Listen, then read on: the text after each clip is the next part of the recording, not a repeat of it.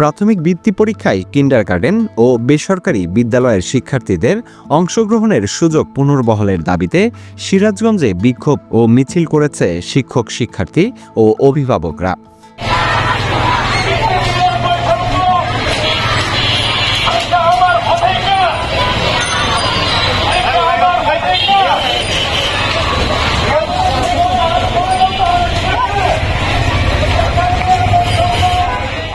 মঙ্গলবার ২৯শে জুলাই সকাল 10:30টায় সিরাজগঞ্জ জেলা কিন্ডারগার্টেন সমন্বয় পরিষদের উদ্যোগে শহরের বাজার স্টেশন মুক্ত মঞ্চে এই বিক্ষোভ সমাবেশ অনুষ্ঠিত হয়। পরে একটি বিশাল মিছিল শহরের প্রধান প্রধান সড়ক প্রদক্ষিণ করে। কর্মসূচিতে জেলার প্রায় ৪ শতাধিক কিন্ডারগার্টেনের ৩,০০০-এরও বেশি শিক্ষক শিক্ষার্থী অংশগ্রহণ করেন।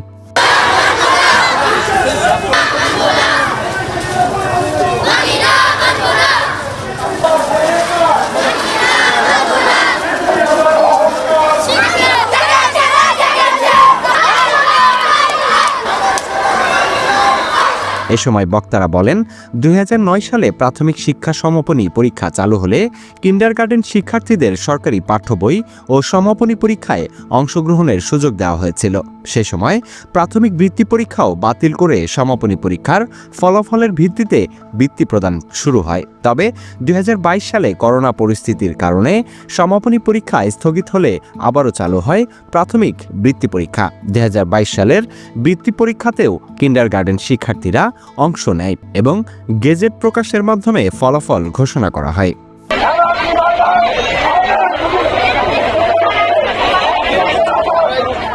গত ১৭ জুলাই হঠাৎ করে একটি সরকারি নির্দেশনায় জানানো হয়, শুধুমাত্র সরকারি প্রাথমিক বিদ্যালয়, পিটিআই সংলগ্ন পরীক্ষণ বিদ্যালয় এবং সরকারি মাধ্যমিক বিদ্যালয় সংলগ্ন প্রাথমিক বিদ্যালয়ের শিক্ষার্থীরাই বৃত্তি পরীক্ষায় অংশ নিতে পারবে। এতে বঞ্চিত হয় হাজারো কিন্ডারগার্টেন ও বেসরকারি শিক্ষা প্রতিষ্ঠানের কোমলমতি শিক্ষার্থীরা।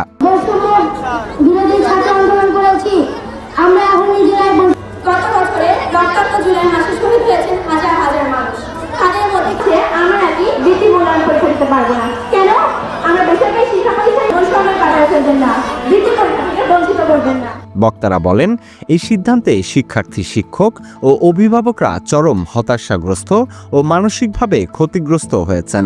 এটি বৈষম্যমূলক, অমানবিক ও শিক্ষার সমান সুযোগের পরিপন্থী। ১ সপ্তাহের মধ্যে এই সিদ্ধান্ত প্রত্যাহার না করা হলে কঠোর কর্মসূচির হুঁশিয়ারি দেন নেতৃবৃন্দ।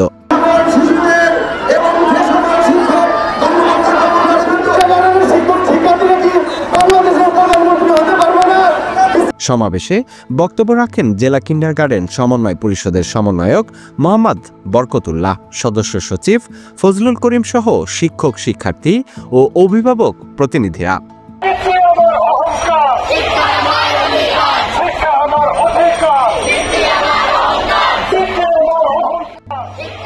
জুয়েল হোসাইন, সিরাজগঞ্জ।